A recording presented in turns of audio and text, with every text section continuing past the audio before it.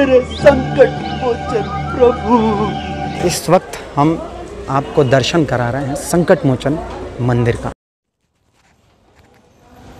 भूत पिशाच निकट नहीं आवे, महावीर जब नाम सुनावे। अर्थात जितने भी भूत पिशाच यानी कि जितने भी तरह की दिक्कतें, कठिनाइयाँ, कष्ट, परेशानियाँ हैं, उनको हरने के लिए बजरंग बली जी का नाम लिया जाता है। और ये दोहा है इधर ही, इसी यहाँ पर एक जंगल भी हुआ करता था, अभी भी जंगल है वो इलाका, वो इधर का दृश्य मैं दिखाना चाहूँगा आपको। तो फिर बजरंग बली उनको यहीं पर साक्षात दर्शन देते हैं, और जब साक्षात दर्शन देते हैं तभी से यहाँ इस मंदिर का निर्माण हुआ। और उसके बाद से जिस जगह दर्शन दिया गया वहीं पर तुलसीदास जी ने अपने हाथ से मिट्टी का बजरंग बली स्थापित किया।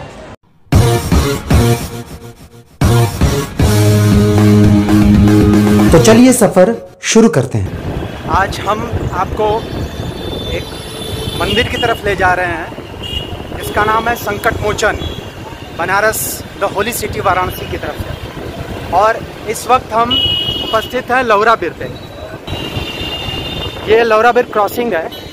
ये लैंडमार्क मैं आपको इसलिए दिखा रहा हूँ कि ये सामने रोड जा रही है वो वाराणसी स्टेशन के रोड है। वो यहाँ से करीब 1 किलोमीटर की दूरी है।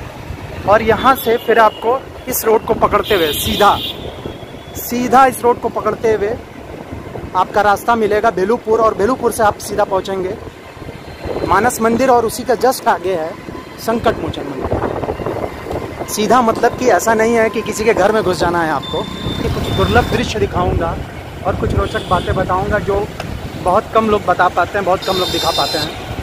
अब हम चलते चलते आ गए हैं इस रास्ते पर। सीधे जाना है, गिरजाघर चौराहा आएगा। लौराबीर से सीधा एकदम रास्ता जैसे हल्का हल्का टर्न ले रहा है, वैसे आते हुए ये गिरजाघर चौराहा काफ़ी फेमस है।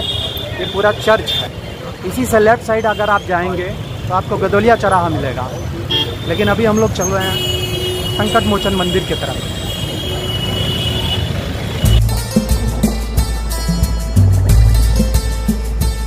ये बनारस मंदिर घाटों का शहर है। इसी कड़ी में यहाँ पर आप आगे इस्कॉन मंदिर देखेंगे।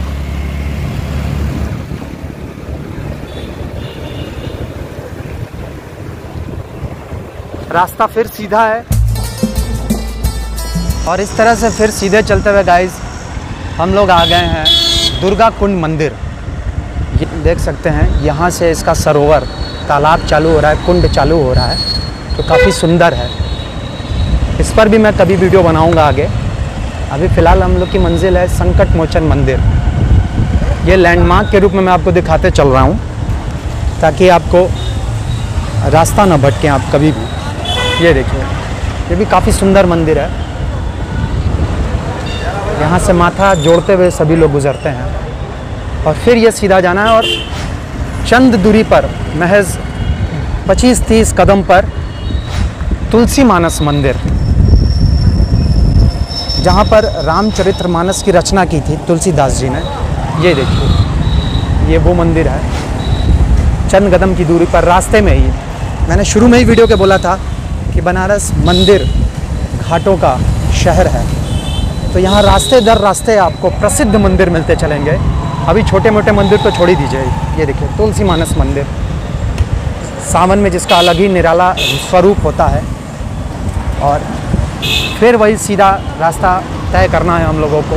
बस कुछ ही क्षण में हम लोग पहुंच जाएंगे संकट मोचन मंदिर के लास्ट लैंडमार्क पर। लास्ट लैंडमार्क, ये सामने जो रोड जा रही है वो BHU जाएगी, और ये देखिए मेगा शॉप, और हमें मुड़ना है राइट साइड, इस साइड हमें मुड़ना है। ये लास्ट लैंडमार्क है। वाराणसी स्टेशन से यहाँ की दूरी है 8 किलोमीटर, जिसमें करीब आपको 20 से 25 मिनट लगेगा पहुँचने में।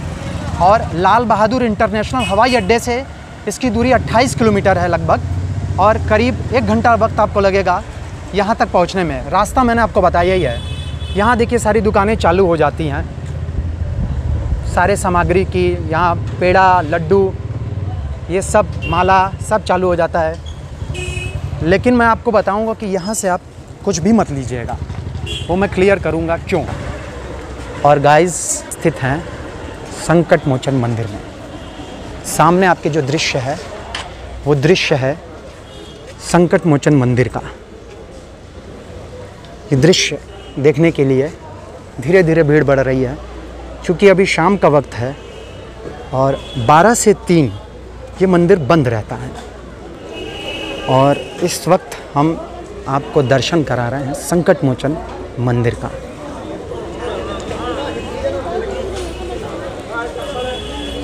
अंदर सिक्योरिटी पूरी है।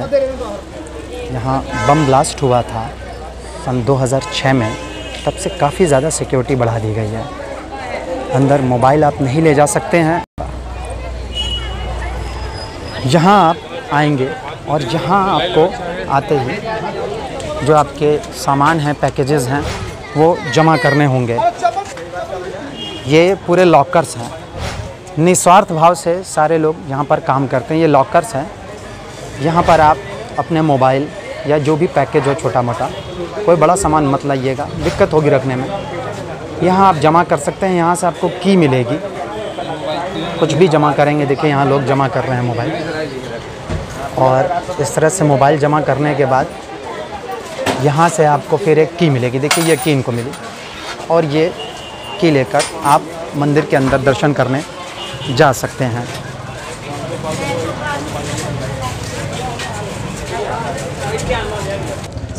और गाइज़, वहाँ की वाले जो मैंने सेक्शन दिखाया, जहाँ से आप अपना सामान लगेज नहीं कह सकता हूँ, छोटा मोटा सामान ही लाइएगा, क्योंकि यहाँ रखने में फिर दिक्कत होगी आपको। वहाँ आप जमा कर सकते हैं। और उसके बाद अब आप यहाँ ये घुसते ही, गेट से इंटर करते ही, सामने आप देख रहे हैं गेट है, गेट से इंटर करते ही ये बाइक स्टैंड है।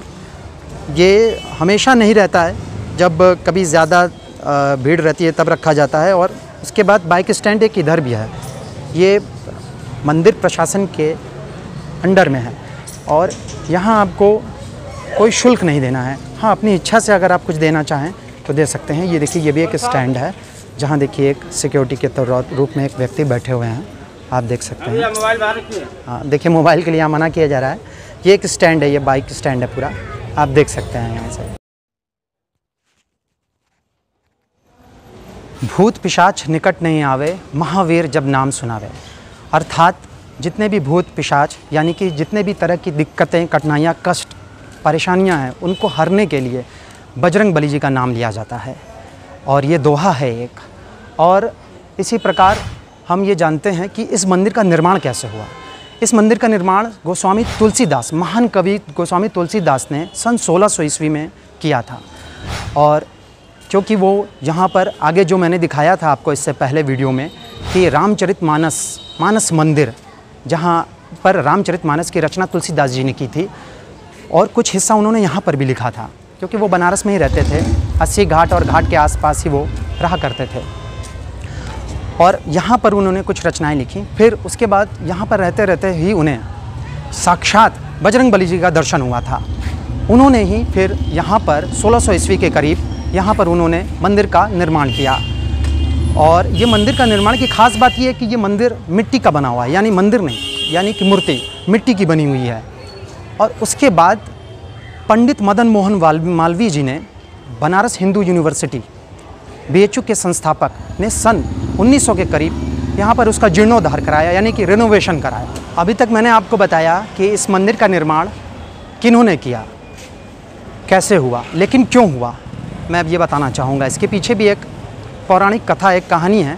कहा जाता है कि 80 घाट के पास ही आसपास गोस्वामी तुलसीदास रहते थे, और वहीं पर एक तुलसी घाट भी है, और उस तुलसी घाट पे पास वो अपनी कविताएं, रचनाएं रचते थे। और उसके बाद वो घाट उस पार अपनी नित्य क्रियाओं के लिए, स्नान आदि के लिए उस पार जाते थे, और उस पार स्नान आदि से निवृत्त होने के बाद जल चढ़ाते थे सूरज देवता को। और इस बीच में ही एक बीच में बबूल का पेड़ पड़ता था। उस बबूल के पेड़ पर ये अक्सर जो भी बचा हुआ जल होता था, या जो भी लोटे में जल होता था, वो चढ़ाते हुए ऐसे ही डालते हुए निकल जाते थे। और धीरे धीरे इस तरह से वो पेड़ काफ़ी विशाल होने लगा, काफ़ी खिलने लगा, हरा भरा होने लगा। और उसके बाद हुआ यूँ कि उस पेड़ पर एक आत्मा रहती थी, और उस आत्मा ने को ये पता था कि तुलसीदास जी राम जी के बहुत बड़े भक्त हैं। तो उसने उनसे ख्वाहिश पूछी कि क्या तुम राम जी से मिलना चाहोगे। तो उन्होंने बोला कि हाँ, मैं राम जी से मिलना चाहता हूँ। तो इसके लिए उन्होंने एक मार्ग बताया कि राम जी के सबसे करीब भक्त हनुमान हैं, तो क्यों ना तुम उनके ज़रिए ही मिल पाओगे। तो फिर उन्होंने इधर ही यहाँ पर एक जंगल भी हुआ करता था, अभी भी जंगल है, वो इलाका, वो इधर का दृश्य मैं दिखाना चाहूँगा आपको। उधर का दृश्य अभी भी जंगल है और वहाँ तालाब भी हैं, एक कुंड भी है, एक तालाब भी है। तो यहीं पर वो फिर विचरण कर रहे थे भेष बदल कर। ये चीज़ें उनको बताई उस आत्मा ने कि वो भेष बदल कर वहाँ हनुमान जी विचरण कर रहे हैं, टहल रहे हैं। आप वहाँ जाइए और उनसे मिलिए, वही आपको दर्शन करा पाएंगे श्री राम जी का।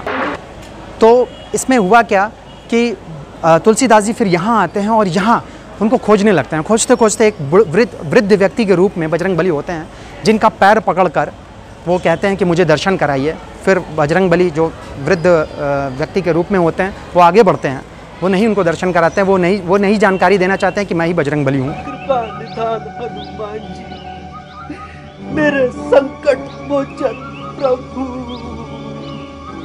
लेकिन फिर वो, क्योंकि उनको पता रहता है तुलसीदास जी को कि यही बजरंगबली हैं, तो फिर बजरंगबली उनको यहीं पर साक्षात दर्शन देते हैं।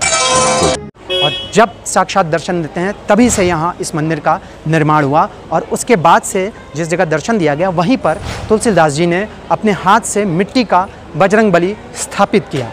और उस बजरंगबली जी के ठीक सामने श्री राम जी, सीता जी और लक्ष्मण जी की भी मूर्ति है।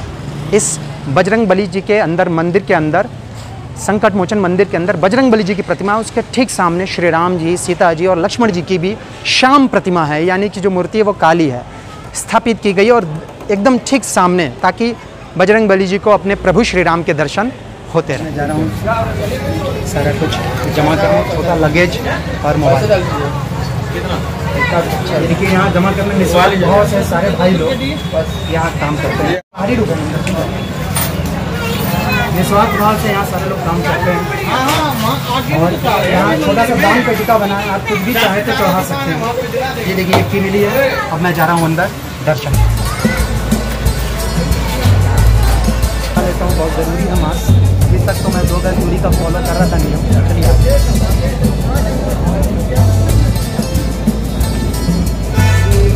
और अब जूता चप्पल मैं यहाँ उतारूँगा। हालांकि जूता चप्पल पहले अंदर उतरता था, क्योंकि कोरोना के नियम कुछ आ गए हैं, इस वजह से अब जूता चप्पल यहाँ उतारने लगा हूँ।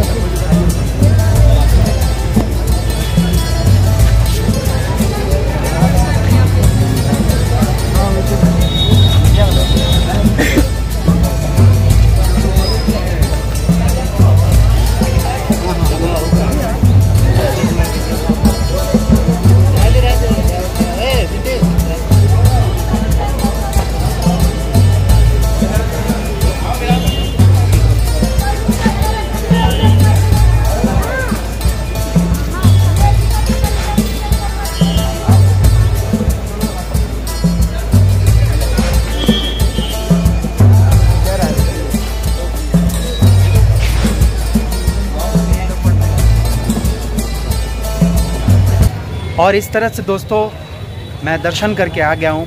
दोस्तों एक और रोचक बात बताना चाहूँगा, इस टेंपल को मंकी टेंपल के नाम से भी जाना जाता है। और बहुत ध्यान दीजिएगा दोस्तों, जब आप अंदर से मिठाई वगैरह या लड्डू वगैरह ख़रीद रहे होंगे तो चढ़ाने के बाद जब आप वापस आएंगे तो बहुत सारे बंदर होते हैं जो आपकी पेटी को छीन भी सकते हैं। इसलिए बहुत ख्याल रखिएगा दोस्तों, उस पेटी को अपने हाथ में मजबूती से पकड़े रहिएगा। और बंदर काफ़ी मात्रा में यहाँ रहते हैं, इसलिए आप बहुत ज़्यादा ध्यान रखिएगा। और अभी तक आप सोच रहे होंगे कि मैंने आपको अंदर के दुर्लभ दृश्य तो दिखाया ही नहीं। दोस्तों थोड़ा सा इंतज़ार रखिए, क्लाइमेक्स अभी बाकी है। मैं आपको जल्दी दर्शन भी कराऊंगा उस दुर्लभ प्रतिमा का, जिसके लिए लोग तरसते हैं, जो अंदर जाने के बाद ही आप कर सकते हैं, जिसकी फ़ोटो आप नहीं ले सकते हैं। और कुछ लोगों को मैं ये भी बताना चाहूँगा कि मैंने दुर्लभ फ़ोटो भी निकाल रखी है, जो मैं आपको शेयर कर दूँगा। अगर आपको ज़रूरत होगी, आपको इच्छा होगी वो फ़ोटो रखने की, तो मैं फ़ोटो भी दे दूँगा। और अंदर एक और चीज़ जान लीजिएगा, अंदर मैंने अभी आपको बताया था कि बाहर से कुछ ना खरीदिएगा। वो क्यों बताया था? क्योंकि बाहर कुछ हद तक चीज़ें मिलावटी होती हैं और शुद्ध और साफ़ सुथरी चीज़ें आपको नहीं मिलती हैं। अंदर आपको देसी घी से बनी हुई निर्मित, चूँकि मंदिर प्रशासन की देख रेख में ऐसा कहा जाता है कि देख रेख में सारी चीज़ें बनती हैं। और एक और रोचक बात मैं बताना चाहूँगा कि सुबह सुबह करीब 9 से 10 के बीच में 1 घंटे के लिए यहाँ देसी घी में बना हुआ समोसा भी मिलता है, चटपटा समोसा, और वो भी अंदर ही मिलता है। इसलिए मैं बार बार दोहरा रहा हूँ कि आप अंदर से ही जो भी लेना हो वो लीजिएगा। मंदिर में आरती का समय सुबह 4:30 बजे का है और शाम को 8 बजे का है। लेकिन एक बात और ध्यान में रखिएगा, शनिवार और मंगलवार को आरती का समय 9 बजे का है। और जब आरती होती है तो बाहर से मेन गेट जो होता है वो कुछ देर के लिए, जब तक आरती चल रही होती है तब तक के लिए बंद हो जाता है। इसलिए ख्याल रखिएगा आप सभी लोग। राम कथा की रचना करने से पूर्व मैं प्रभु श्री राम व भ्राता लक्ष्मण जी के दर्शन करना चाहता हूँ। प्रभु जय श्री राम। तो दोस्तों यहीं तक रहा सफ़र संकट मोचन मंदिर का, और अगली वीडियो का इंतज़ार कीजिएगा। जल्दी मिलते हैं। जय श्री राम।